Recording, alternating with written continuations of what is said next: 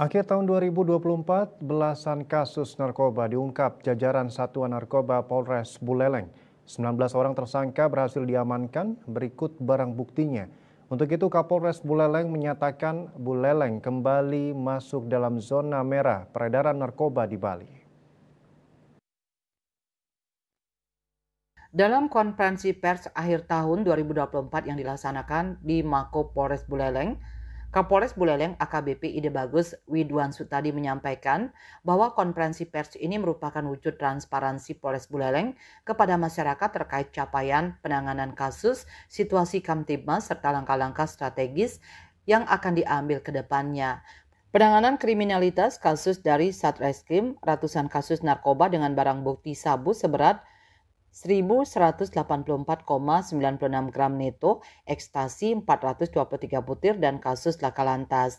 Dengan jumlah kecelakaan lalu lintas meningkat signifikan dari 691 kasus pada tahun 2023 menjadi 1.250 kasus pada tahun 2024, naik 81%.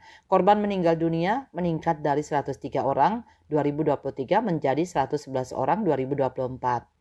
Dalam kesempatan tersebut, Kapolres menegaskan komitmen Polres Buleleng dalam memberantas narkoba dan meningkatkan kualitas pelayanan kepada masyarakat. Yasri Yuli, Bali TV.